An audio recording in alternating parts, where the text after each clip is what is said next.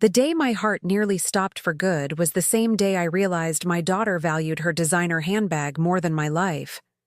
Standing in our kitchen, prescription in hand, I watched as Vanessa examined her manicured nails and told me that $220 for my heart medication was just too expensive this month.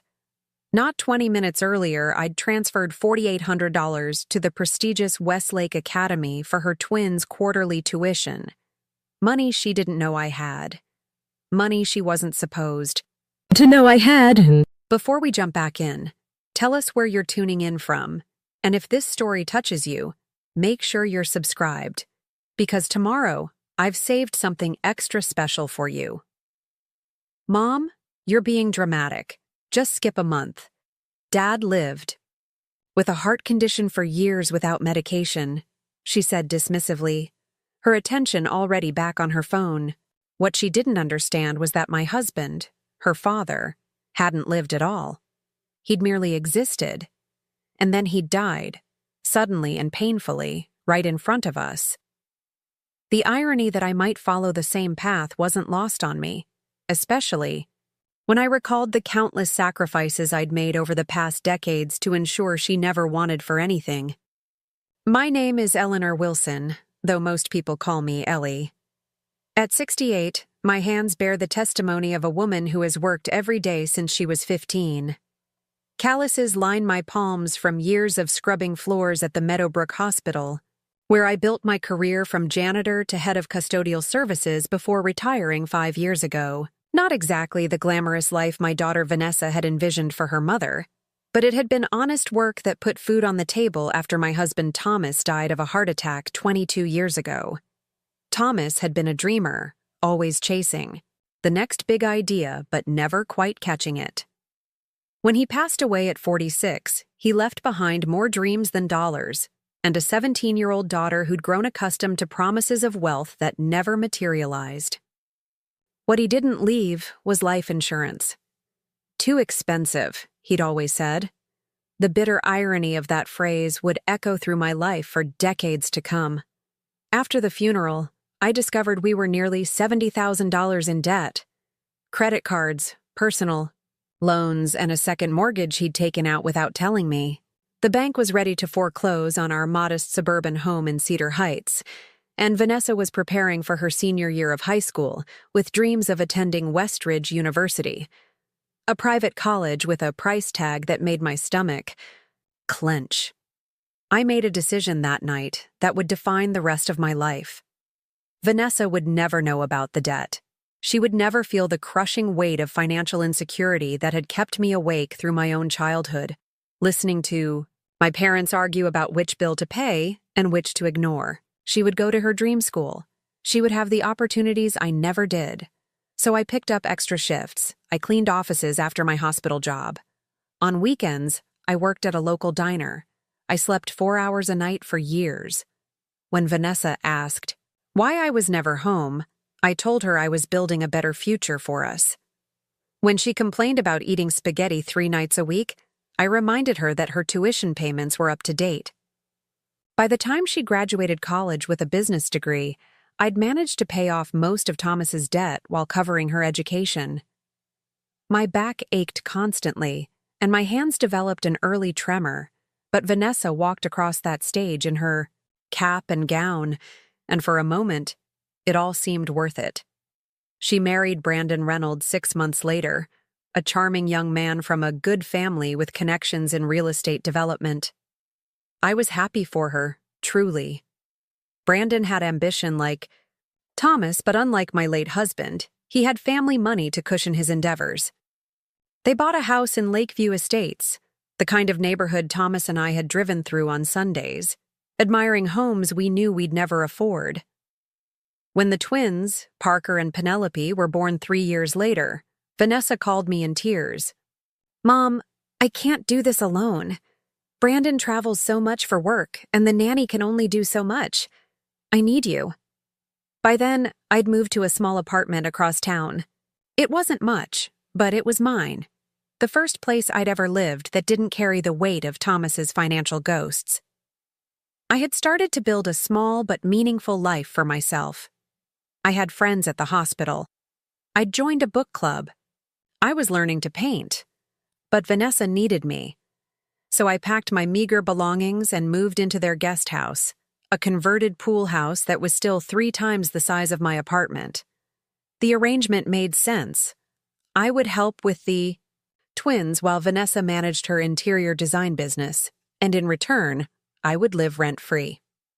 What wasn't discussed was that I would also cook, clean, grocery shop, do laundry, and essentially run their household while Brandon expanded his real estate empire, and Vanessa focused on building her brand on social media, posting pictures of perfectly designed rooms and her perfectly dressed children. I told myself it was temporary, just until the twins started school. Then, Vanessa and Brandon decided only the best education would do. Westlake Academy boasted college placement rates that justified its astronomical tuition. They enrolled the twins for preschool, and I watched Vanessa's face fall when she saw the cost. "Mom," she said, chewing her bottom lip the way she did as a child when she wanted something she knew she shouldn't ask for. "We're a little overextended right now. Brandon's new development is tying up our liquid assets, and my business is still growing." I knew what was coming. I'd been saving every dollar I could from my pension, squirreling away money for the retirement I'd already postponed. But looking at my grandchildren's faces, Thomas's eyes staring back at me from Parker, my mother's smile on little Penelope's lips, I couldn't say no. "How much?" I asked. The relief on Vanessa's face was immediate. "Just for the first year," she promised. "Once Brandon's project sells, we'll take over completely." That was 4 years ago. Every quarter since, I've transferred money for their tuition from my savings account, an account that had taken me 15 years to build. Every quarter, Vanessa has had a new reason why they couldn't take over the payments yet. A downturn in the market, renovations to their house, a business opportunity too good to pass up. And every quarter, I've watched my dream of a modest but comfortable retirement slip further away. The painting classes stopped first, then the book club. I couldn't afford the gas to drive across town anymore, and I was too embarrassed to tell my friends that I couldn't even buy a paperback now and then. What Vanessa didn't know, what no one knew, was that beneath my careful management of everyone else's lives, my own health was failing. It started with shortness of breath, then chest pains that I dismissed as indigestion. When I nearly collapsed, while pushing the twins on the swings at the park, I finally went to see Dr. Hansen. "Ellie, your heart is working too hard," he said gently, after running tests. "You have a condition similar to what Thomas had.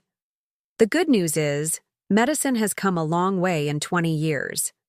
With the right medication and some lifestyle changes, you can manage this." He wrote a prescription and gave me pamphlets about heart-healthy diets and moderate exercise. I nodded and smiled and calculated the cost in my head against what remained in my account after the twins' last tuition payment. It was then that Thomas's voice echoed in my mind. Too expensive. For the first time, I understood him. When you're balancing others' needs against your own, sometimes your own needs seem optional. I filled the prescription the first month, wincing at the $220 charge. The second month coincided with Parker and Penelope's school supply list. New backpacks, art materials, the special gym shoes required by Westlake. I skipped the refill. By the third month, I couldn't ignore the worsening symptoms. My ankles swelled. Climbing the stairs to the twins' bedrooms left me gasping. One night, I woke up feeling like an elephant was sitting on my chest. That was when I finally approached Vanessa, prescription in hand, while she sat at her marble kitchen island scrolling through her phone, her Hermes bag casually tossed beside her. "Vanessa, honey, I need to ask for a small loan," I said, trying to keep my voice steady. "My heart medication, it's $220, and my pension doesn't come through for another 2 weeks." She glanced up, annoyance flickering across her face. "Mom, we just had to replace the pool heater. It was almost $5,000. Brandon's going to kill me if I touch the household account again this month. Preparing and narrating this story took us a lot of time, so if you are enjoying it, subscribe to our channel. It means a lot to us. Now back to the story. I looked at her handbag, knowing it cost more than 6 months of my medication. I looked at the giant refrigerator with its dual ice makers and built-in coffee system. I looked at my daughter's perfectly highlighted hair, fresh from her weekly $200 salon appointment. "It's just until my pension comes in," I said. "I'm not feeling well without it." Vanessa sighed dramatically. "Mom, you're being dramatic. Just skip a month. Dad lived with a heart condition for years without medication," she said dismissively, her attention already back on her phone. In that moment, something inside me shifted. A lifetime of sacrifice and silent endurance suddenly felt unbearable. I thought of the tuition payment I'd made that morning, money pulled from my dwindling emergency fund. I thought of Thomas, clutching his chest on our bedroom floor, gasping for breath as his heart failed him. I thought of the years I'd spent ensuring Vanessa never experienced the financial anxiety that had shadowed my own youth.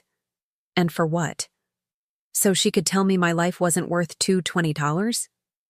"Actually," I said, my voice surprisingly steady, "your father died because he refused to take care of his health or acknowledge our financial reality.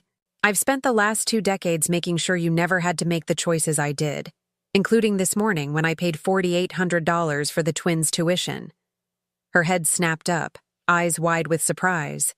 Not at my health condition, but at the mention of money she didn't know I had. "What tuition payment?" Brandon told me his parents were covering that this quarter. And there it was, the first crack in the carefully constructed facade of their perfect life. I had just inadvertently revealed that either Brandon was lying to Vanessa, or they were both lying to me, letting me drain my savings while telling each other someone else was covering the expense. The look on Vanessa's face shifted from shock to calculation so quickly that I almost missed it. Then she smiled, the same smile she'd used as a teenager when trying to talk her way out of trouble. "Mom, there must be some confusion. Let me talk to Brandon tonight." In the meantime, she reached for her purse, pulling out 3 crisp $100 bills. "This should cover your medication with some leftover. We can't have you feeling unwell, especially with Parker's soccer tournament this weekend. You know how he loves having his grandmother cheering on the sidelines." I took the money, murmuring thanks, but something had fundamentally changed. For the first time in decades, I saw my daughter clearly, not as the child I'd sacrificed everything for, but as the adult she'd become partly because of those sacrifices. As I walked to my room in the guest house, I felt lighter somehow, despite the pressure in my chest. I filled my prescription that afternoon, swallowing the first pill before I even left the pharmacy. Then I did something I hadn't done in years. I called my oldest friend Margaret, who I'd lost touch with after moving to Vanessa's. "Ellie Wilson, as I live and breathe," she answered on the 3rd ring. "I thought you'd fallen off the face of the earth." "Almost," I said, surprised by the emotion welling in my throat. "But I'm finding my way back. Can we have coffee tomorrow?" As I waited for her answer, I realized I was standing at a crossroads. To my left lay the path I'd been walking for decades. Sacrifice, silence, putting others before myself until there was nothing left to give. To my right, an unmarked trail leading somewhere new. Margaret's warm laugh filtered through the phone. "Honey, I've been saving a seat for you at Rosie's Diner every Sunday for years. Tomorrow works just fine." That night, I couldn't sleep. I kept thinking about the twins' tuition money and Brandon's lie, about Vanessa's designer handbag and her dismissal of my health, about Thomas dying on our bedroom floor because facing our financial reality had been too painful for him. Mostly, I thought about the emergency fund I'd been depleting, money that had originally been meant for a small cottage by Lake Merrill, where I'd planned to spend my retirement years painting watercolors and hosting my grandchildren on weekends. That dream had faded so gradually I'd hardly noticed its disappearance. By morning, I knew what I needed to do. I just wasn't sure I had the courage to do it.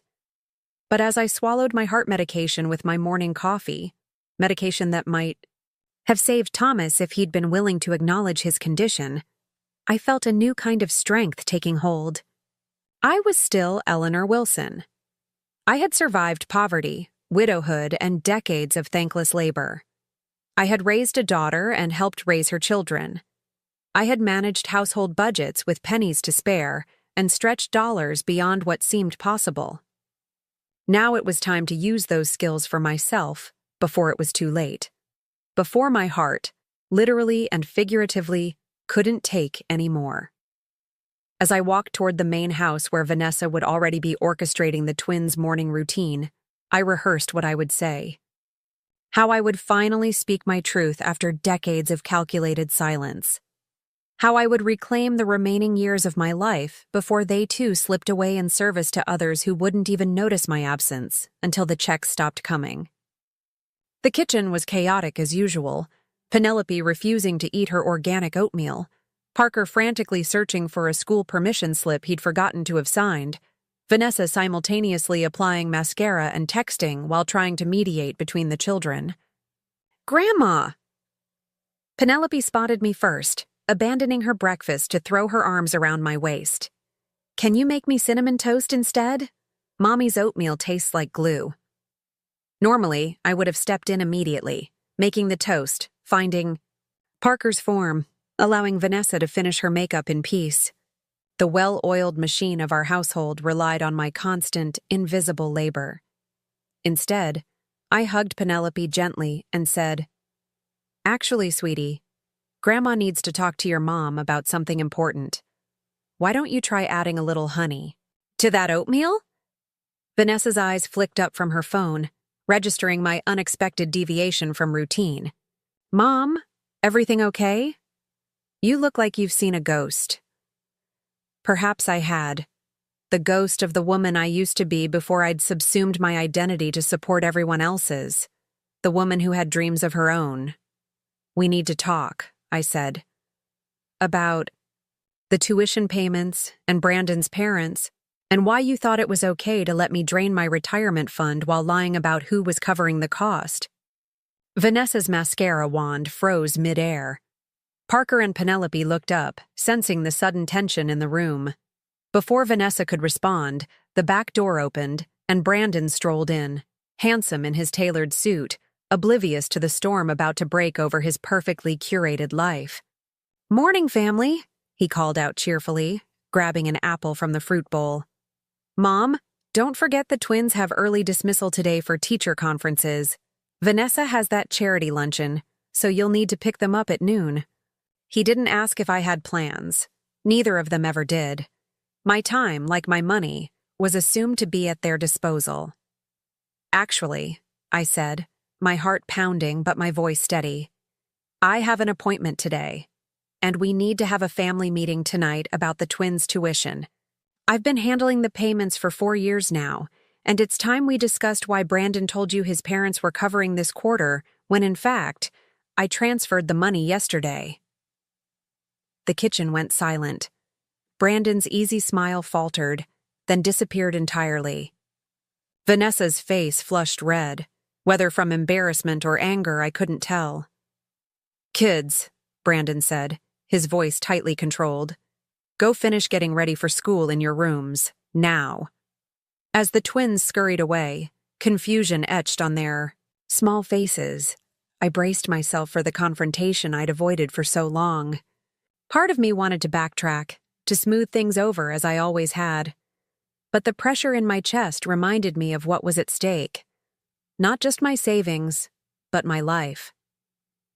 "Ellie," Brandon said, switching to my first name as he did when trying to establish authority.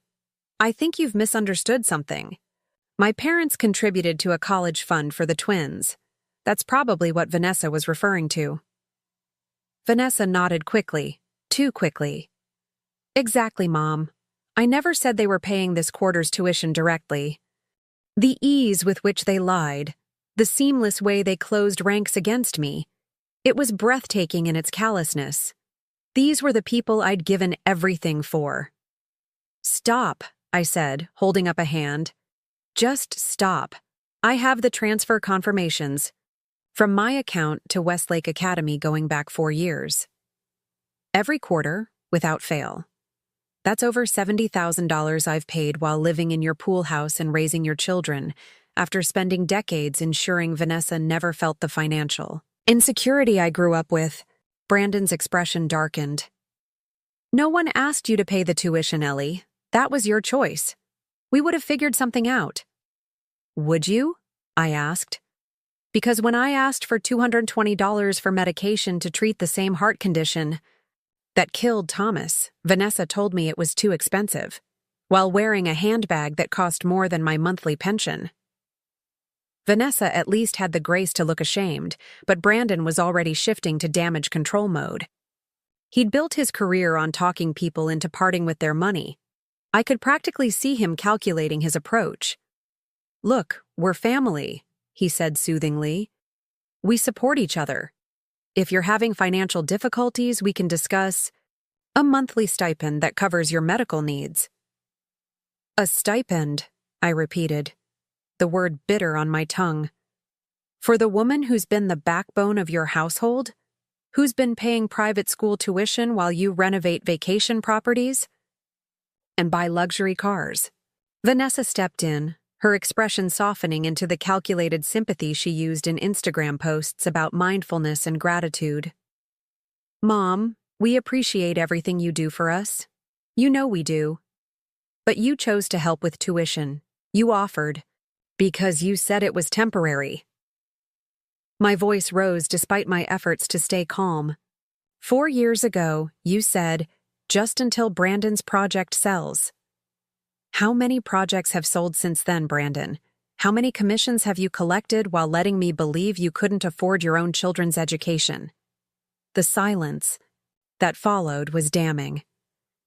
Brandon stared at the Italian marble countertop, unable to meet my eyes. Vanessa bit her lip, that childhood tell revealing her discomfort with the truth. Finally, Brandon spoke. "We should have been more transparent about our finances. That's on us. But Ellie, you have to understand. Appearances matter in my business.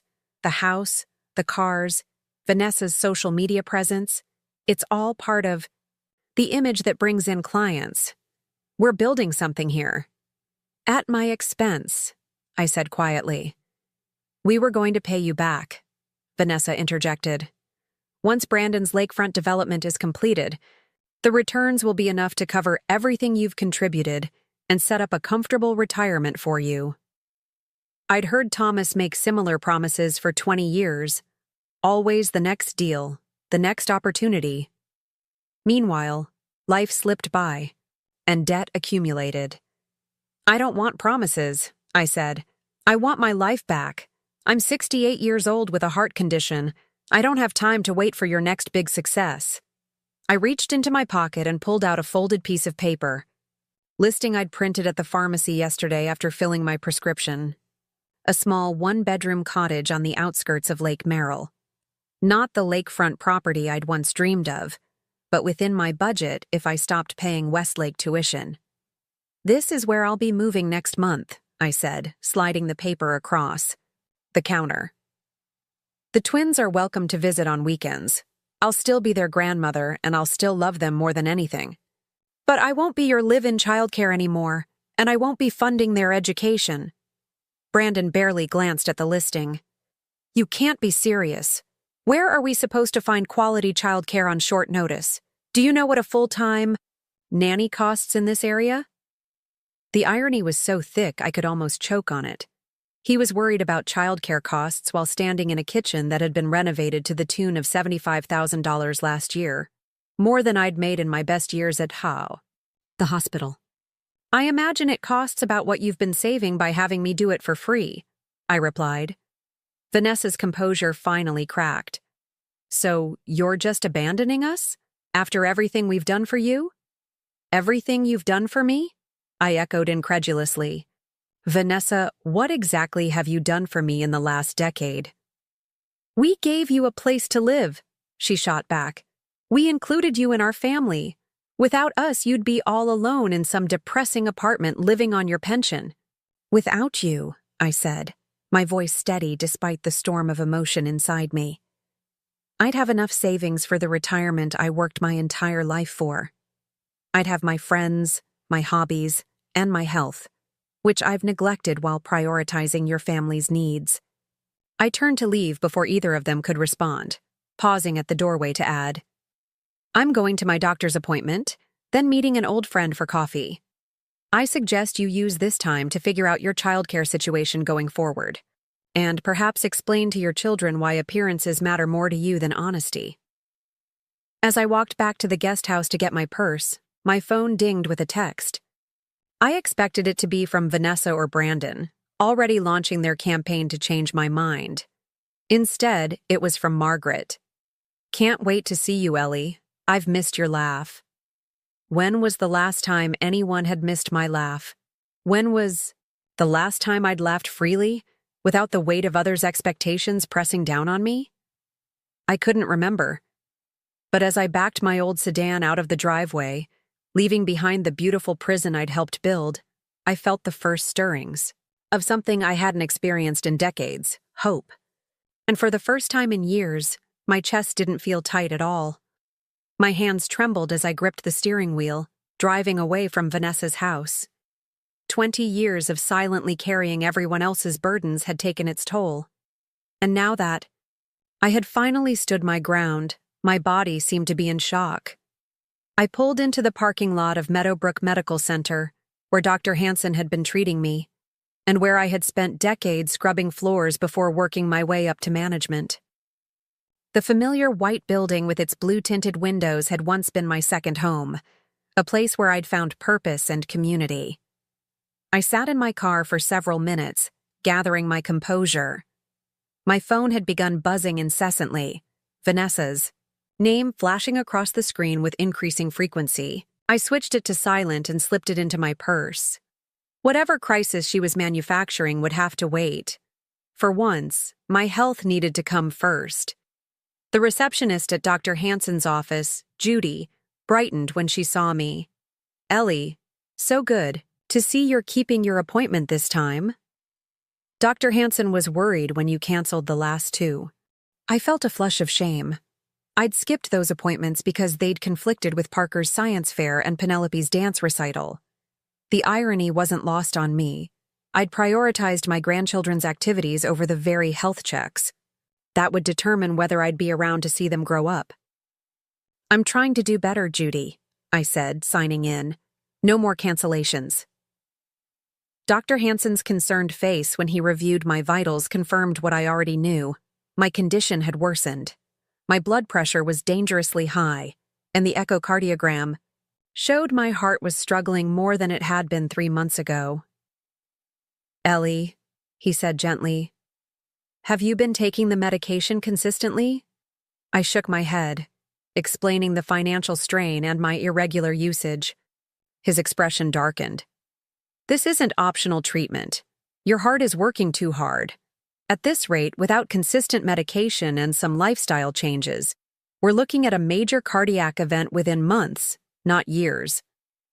The severity in his voice made me sit up straighter. "I filled the prescription yesterday," I assured him, "and I'm making some living adjustments that should reduce my stress levels." Dr. Hansen studied me for a moment. "You were our head of custodial services for what, 15 years? The hospital's long-term care insurance should be covering more of these medication costs. Let me call Denise in billing and see what's happening." While he stepped out to make the call, I stared at the anatomical model of a heart on his desk. So small, yet responsible for so much. Just like me, I thought wryly. I'd been the small but essential engine keeping multiple lives running smoothly, never drawing attention to my own needs until the machinery began to fail. Dr. Hansen returned, with a puzzled expression. "Ellie, according to Denise, your insurance coverage was reduced because you opted out of the extended benefits package during your retirement processing. She says there's a form with your signature declining the additional coverage." I frowned. trying to recall signing such a document. My retirement had been a whirlwind. Vanessa had just announced her pregnancy with the twins, and I'd been helping her and Brandon search for their new house. I'd left much of the paperwork to Brandon, I whispered, the realization dawning. My son-in-law is an insurance broker. He offered to handle my retirement paperwork to simplify things. Dr. Hansen's face remained carefully neutral, but I could see the concern in his eyes. Well, the good news is, we can file for reconsideration based on your medical necessity. And in the meantime, I can provide you with some samples to supplement your prescription. He opened a cabinet and retrieved several boxes of medication, placing them in a paper bag. This should get you through the next month while we sort out the insurance situation. And Ellie, he added, his voice gentle but firm, whatever is going on in your personal life, you need to make your health the priority now. Your heart can't take much more neglect. I clutched the bag of medication samples, feeling simultaneously grateful and foolish. How had I let things get so far? How had I become so diminished that I couldn't even ensure my own survival? Thank you, Richard, I said, using his first name as I had when we'd worked in the same building for years. I'm making changes, starting today. As I left the medical center, I checked my phone to find 17 missed calls from Vanessa, 5 from Brandon, and a text from the twins' school asking where I was. They'd been waiting at early dismissal for 45 minutes. Early dismissal. I'd completely forgotten in the midst of everything else. For a moment, panic seized me. The ingrained response of someone who had spent years prioritizing others' schedules above her own needs. My finger hovered over Vanessa's number. Then, I remembered our confrontation that morning. Their reaction had not been concern for my health or regret for their deception, but anger at the inconvenience my self-advocacy would cause them. I took a deep breath and called the school directly. This is Eleanor Wilson, Parker and Penelope. Reynolds' grandmother, I said when the school secretary answered. I apologize for the confusion, but I'm not able to pick up the children today. Their parents will need to make arrangements. I see, the secretary said, surprise evident in her voice. In 4 years, I had never failed to appear when expected. We'll contact Mr. and Mrs. Reynolds immediately. As I hung up, a text from Vanessa popped up. Where are you? The school is calling me and I'm in the middle of the charity luncheon. I can't believe you would do this to the kids. No mention of my health, no acknowledgement of our morning conversation, just anger that I'd disrupted her schedule. I didn't respond. Instead, I drove to Rosie's Diner, where Margaret had suggested we meet. I was an hour early for our coffee date, but I needed time to collect myself before seeing my old friend. Rosie's hadn't changed in the years since I'd last visited. The same red vinyl booths, chrome-edged tables, and black and white checkerboard floor. The waitress, a young woman with a friendly smile, led me to a booth by the window and brought me a cup of coffee without asking. Margaret called ahead, she explained. Said you'd probably need this before she arrived. She also said to tell you she's running about 30 minutes early, so she'll be here soon. I thanked her, wrapped my hands around the warm mug, and stared out at the parking lot. My phone continued to buzz with messages from Vanessa and Brandon, but I ignored them. For the first time in decades, someone else's emergency wasn't my crisis to solve. Margaret arrived exactly half an hour later, her silver hair cut in a stylish bob I didn't recognize, but her warm brown eyes exactly as I remembered. She spotted me immediately and hurried over, sliding into the booth across from me. Ellie Wilson, she said, reaching across to squeeze my hand. You look exactly the same, and completely different all at once. I laughed, the sound rusty but genuine. That's precisely how I feel. Margaret had been my closest friend for 30 years before I'd moved into Vanessa and Brandon's guest house. We'd started as janitors at the hospital together, raised our children as single mothers after both becoming widows in our 40s, and supported each other through every hardship life had thrown our way. until I'd gradually stopped returning her calls, too exhausted from managing Vanessa's household to maintain my own relationships. "I've missed you," I said simply. Margaret nodded, her eyes kind but knowing. "I've missed you too, but I always knew you'd find your way back when you were ready." She studied my face for a moment. "Something's happened. Want to tell me about it?" The story poured out of me then, the years of tuition payments draining my savings, my worsening heart, condition, the callous dismissal of my health needs, and finally, this morning's confrontation. Margaret listened without interrupting, occasionally nodding or squeezing my hand when my voice wavered. When I finished, she was silent for a long moment. Then she said, "Do you remember what you told me when I was killing myself working 3 jobs after Harold died? When I was so determined that Samantha would have the same opportunities as her friends with 2 parents?" I shook my head, struggling to recall a conversation from more than 20 years ago. "You said, 'Margaret, if you die trying to give Samantha everything, you'll end up giving her nothing at all.' You made me promise to take 1 night off a week, to remember that my daughter needed a living mother more than she needed new clothes or dance lessons." Margaret's eyes were bright with unshed tears. "I listened to you, Ellie. I cut back my hours. I made sure Samantha understood the value of money and hard work. And now she's a nurse practitioner with 2 kids who appreciates everything she has because she knows what it costs to provide it." I swallowed hard against the lump forming in my throat. I gave the same advice I couldn't follow myself. "It's not too late," Margaret said firmly. "You stood up for yourself this morning. That's the first step. What's your next move?" I pulled out the listing for the cottage by Lake Merrill. "I'm buying this place. It's small, but it's close to the lake. I can paint again, like I always wanted to." Margaret examined the listing, then looked up with a smile. "It's perfect, Ellie. Absolutely perfect." "But what about the twins?" I asked, voicing the fear that had been gnawing at me since I'd driven away from Vanessa's house.